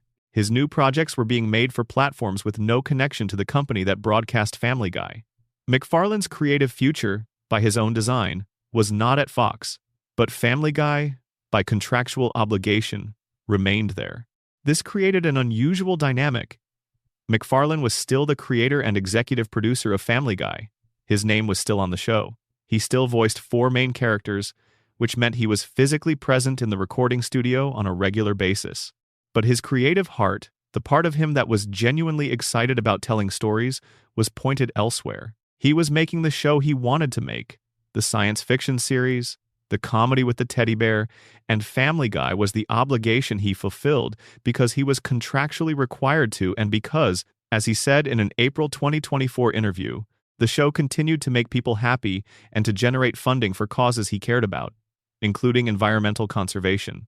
In that interview, MacFarlane framed Family Guy's continued existence in terms of reach and utility rather than in terms of creative passion. He used the phrase escape velocity, describing how the show had been on long enough that there was no logical reason to stop unless the audience stopped caring, and the audience had not entirely stopped caring. The business case for Family Guy remained strong even as the creative case became harder to articulate. The show was inexpensive to produce compared to live-action television. It generated enormous revenue from reruns, streaming, and merchandise. The audience for new episodes might have shrunk dramatically, but the catalog's value across all platforms was enormous. That framing, show as financial vehicle rather than show as artistic endeavor, is the most honest description of what Family Guy had become by the late seasons. It is not an indictment of anyone's intentions. It is simply the natural state of a show that has outlasted its creator's active investment in it. Things continued to be made because the making of them served purposes that had nothing to do with whether anyone had a genuinely exciting new story to tell about these characters. The writers who remained were professionals doing professional work. They produced 22 minutes of animation, season after season, that met a certain standard of technical competency and occasionally exceeded it. But the specific voice that had made Family Guy what it was in those first 3 seasons, the voice that knew exactly who these characters were at their best and held the show to that standard, was not in the room anymore. And without that voice, the show drifted in the direction of least resistance, which, for a late-career animated comedy with a weekly air date and a large staff to keep employed, tends to be the direction of more extreme, more shocking, more rapidly forgettable content that fills the time without deepening anything. Part 10. The numbers tell the real story. There is always a point in a conversation about creative decline where someone will say that quality is subjective, that different people respond to different things, that just because some fans prefer the early seasons does not mean the later ones are objectively worse. This is true, up to a point. Taste is personal. Comedy is especially personal. What makes one person laugh will make another person uncomfortable or bored.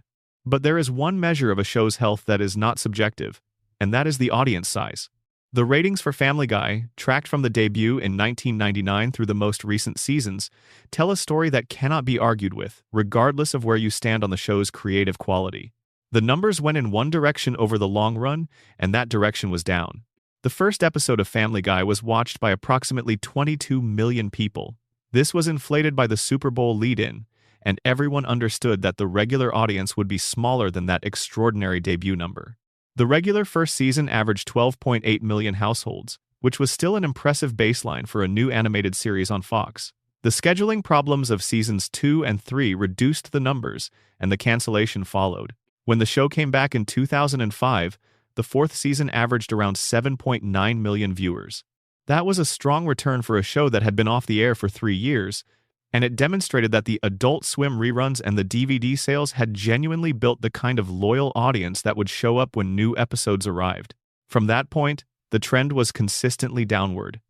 The decline was not dramatic from season to season, which made it easy to rationalize in the moment. Each season's dip could be explained by competition from other shows, by shifts in viewing habits toward on-demand streaming, by the natural ebb and flow of any long-running program's audience. But the cumulative effect over a decade was devastating. By season 13, which aired in 2014 and 2015, the average viewership had dropped to 5.86 million. Season 14 fell further to episodes averaging around 2.87 million for the premiere. By the show's 20th season, the average had dropped to approximately 1.31 million viewers with a 0.45 rating in the 18 to 49 demographic that advertisers prize above all others. And by season 23, the average was around 723,000 viewers with a 0.19 rating in that key demographic. The decline from 7.9 million viewers at the post-revival peak to fewer than 750,000 viewers by season 23 represents a loss of more than 90% of the show's post-revival audience over less than 20 years. No amount of explaining about changing viewing habits or streaming competition fully accounts for a decline of that magnitude. Other shows managed to maintain larger audiences during the same period of media transition. The audience was not simply evaporating into the broader landscape of entertainment options. The audience was specifically choosing not to watch Family Guy anymore in numbers that grew steadily over the years. The network's response to the declining ratings was visible in the scheduling decisions. Fox moved Family Guy from its longtime Sunday night slot within Animation Domination, the prime real estate that the show had occupied for most of its run, to a Wednesday night schedule beginning in the 2023 to 2024 broadcast season. Wednesday night is a demonstrably less prominent position in the primetime schedule. The move was widely interpreted as a demotion, as the network's acknowledgement that Family Guy could no longer anchor the Sunday night lineup the way it had for much of its history. It was the first time Family Guy had aired on a weekday since 2002, when it was in the middle of its original troubled run before the first cancellation. It is worth pausing at the specific numbers from the middle of the decline before we get to the final figures. Season 14, which aired in 2015 and 2016, was producing individual episodes that drew fewer than 3 million viewers in a landscape where the show had once reliably drawn 7, 8, sometimes approaching 10 million people. At Cinema Blend at the time, television writers were reporting on what they called major ratings trouble for the show, noting that it was drawing weaker numbers than some of its lead-in shows, that it was losing head-to-head comparisons against competition that should not have been beating it. These were the real-time warning signs of a show whose audience relationship had fundamentally changed. What is important about that period, the middle of the decline, is that the show was still being watched by millions of people. Even at those reduced numbers, Family Guy remained a significant presence in the primetime animation landscape. The show was not failing by most objective measures. It was simply no longer what it had been, and the distance between what it had been and what it was in those middle years was becoming visible to anyone paying close attention. The irony in all of this is that the show had once achieved genuine critical recognition. In 2009, Family Guy was nominated for a Primetime Emmy Award for Outstanding Comedy Series, becoming the first animated series to receive that nomination since The Flintstones in 1961, a gap of nearly 50 years.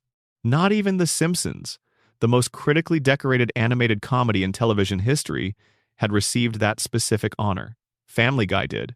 In 2013, TV Guide named it the 9th greatest television cartoon of all time. These are not the markers of a show that people were indifferent to. These are the markers of a show that, at its peak, was considered genuinely important. The distance between those markers of recognition and the current state of the show, watched by a fraction of its former audience on a Wednesday night, is one of the more striking declines in the history of American television comedy. Yet the show continued to be renewed.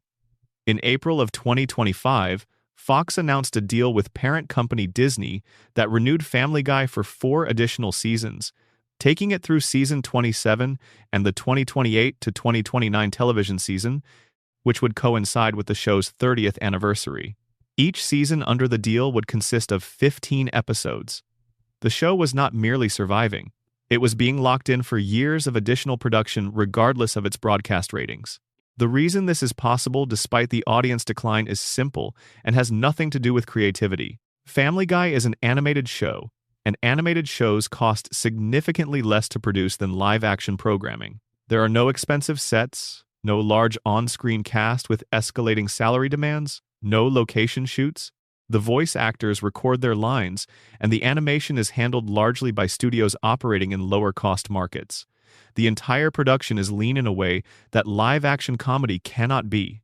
A Family Guy episode that draws 700,000 viewers is still commercially viable in a way that a live-action sitcom drawing the same audience would not be. Beyond the production cost factor, the show has enormous value in its catalog. It airs on Adult Swim, on Comedy Central, on FXX, on Hulu. It streams on Disney Plus internationally. It sells merchandise globally. The 25-plus years of content represent a library with real financial worth that exists independently of what new episodes are drawing each Wednesday night. As long as that library continues to generate revenue, the machine will continue to make new episodes to add to it, and the creative rationale for that continuation remains secondary to the financial one. This is perhaps the most honest description of what Family Guy is in its current form. It is a show that continues to exist not primarily because someone has stories they are burning to tell about these characters, but because the business case for its continued production remains solid. That is not a critique of anyone involved in making it. It is simply a description of the reality of long-running commercial television.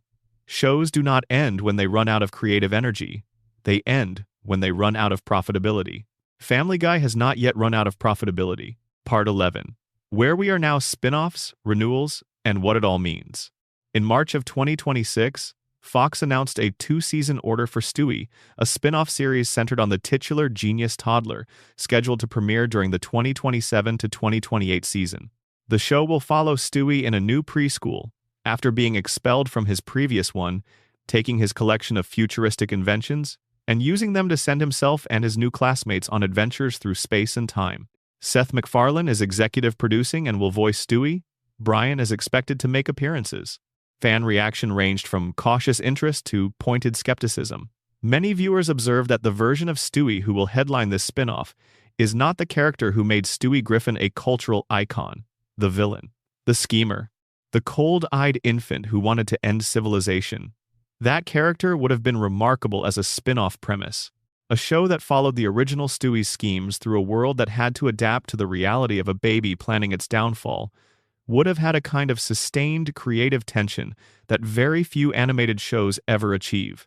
The character who is actually getting the spin-off is the newer Stewie, the softer, more emotionally accessible, adventure-focused character who developed over 15 years of drift from the original concept. He is still voiced by MacFarlane in the same extraordinary voice. He still has the gadgets and the time machine, but the menace is gone. The cold calculation is mostly gone. What remains is a very entertaining character who would fit comfortably in a range of animated series. What does not remain is the thing that made him genuinely unique. The spin-off's existence is worth noting for what it says about the current state of the franchise. Family Guy as a whole is a business with a long and active tail. The mainline show has been renewed through 2029. A spin-off is in development. The streaming presence on Hulu and Disney Plus is substantial enough that the show reported more than 3 billion total multi-platform viewing minutes in 2025, making it the second most watched adult animation streaming title of the year. None of these metrics suggest a show in terminal decline. They suggest a brand in a sustained holding pattern, drawing audiences large enough across enough platforms to remain commercially viable, even if those audiences are a fraction of what they were at the show's peak. What those metrics cannot tell you is whether the show is still good. That depends on where you set your standard. If the standard is the show that existed in seasons 1 through 3, the answer is clearly no. If the standard is competently produced adult animation that occasionally produces a strong episode while also producing a lot of unremarkable material, the answer is more complicated. The streaming presence particularly complicates the picture. Family Guy's performance on linear broadcast television, Wednesday nights on Fox, is what the ratings discussion usually focuses on because those numbers are the most easily comparable to the show's historical performance. But the streaming audience on Hulu and the international presence on Disney Plus are genuinely large. The figure of 3 billion total multi-platform viewing minutes in 2025 is not a number that suggests an irrelevant show. It suggests a show that has maintained relevance through a different mechanism than the one it originally used, through the vast catalog of episodes that can be consumed on demand, rather than through appointment viewing of new episodes. People are still watching Family Guy. They are just mostly watching episodes from 15 years ago. That dynamic, robust catalog consumption alongside declining interest in new episodes is actually the defining characteristic of shows in the late stages of what you might call the long-tail era of a television franchise. The Simpsons has the same pattern. People discover The Simpsons through early season episodes they find on streaming platforms, and then may or may not follow that discovery back to new episodes. The brand remains strong. The individual new episodes remain less compelling than the archival material. This is a stable equilibrium for the business of the show, even if it is not a particularly satisfying one for people who care about the creative health of the thing. There are episodes in the later seasons of Family Guy that are genuinely funny. There are cutaway gags that still land with real surprise and cleverness. There are moments between characters that carry something of the warmth that the early seasons were built on. The people making the show are not without talent. The voice cast, in particular, remains exceptional. McFarlane's performances as Peter, Brian, Stewie, and Quagmire are professional achievements of a rare order. He has been doing all 4 voices since 1999 and has kept them fresh and distinct across hundreds of episodes. The work he does in that recording booth is remarkable, regardless of what is written for him to say. But the foundation that made those performances meaningful in the early years, the characters beneath them, has been so thoroughly altered that the voices are sometimes the only thing connecting the later episodes to what the show originally was. Hearing McFarlane's voice coming out of Peter Griffin's mouth calls up a kind of emotional resonance that the episode itself may not have earned, because we remember what Peter once was, and some of that memory attaches itself to the voice even when the character wearing it is unrecognizable. The story of Family Guy's decline is ultimately a story about what happens to a creative work when the conditions that produced it can no longer be replicated. The specific chemistry of people and time and intention that made seasons 1 through 3 extraordinary was not something that could be preserved indefinitely. The writers grew older. The creators' attention moved elsewhere. The network pressures shifted. The audience changed. The culture around the show changed. The show that existed in 1999 was a product of a very particular moment, and that moment is long past. What could have been done differently? There are a few places where different choices might have produced different outcomes. If the original writing room had been kept together more aggressively through the cancellation and revival period, the tonal continuity of the post-revival seasons might have been stronger. If McFarlane had maintained a more active hand in the writing beyond 2010, his specific instincts about what the characters should and should not do might have prevented some of the worst character developments. If the show had been willing to accept a shorter run at a higher quality level rather than a longer run at an increasingly lower one, the legacy would look quite different. But those are the counterfactuals of hindsight. In the real world, commercial pressures and creative inertia and the particular economics of animated television all pushed in the same direction, toward more seasons, more episodes, more volume at the expense of more depth. And Family Guy followed that direction with the rest of the industry. What remains is what the show produced during its best years: 3 seasons of genuinely original, warm-hearted, specifically funny television that found a voice unlike anything that existed before it. A voice that spoke through a lovable idiot father, an ambitious family dog, a sinister infant genius, and a daughter who deserved so much better than she got. The later seasons exist too, and many of them have their moments, but they exist in a different category. They are the product of a machine that learned to approximate the original voice without fully understanding what had made it special.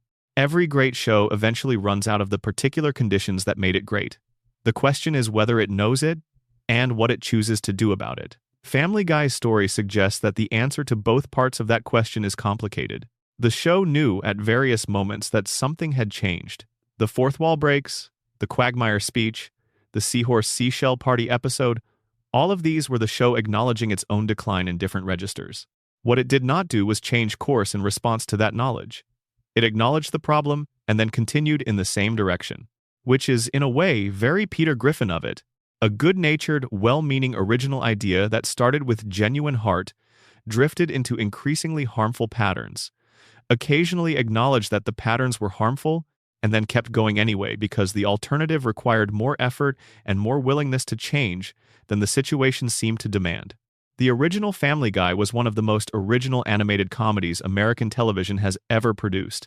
The show that exists now is a different thing.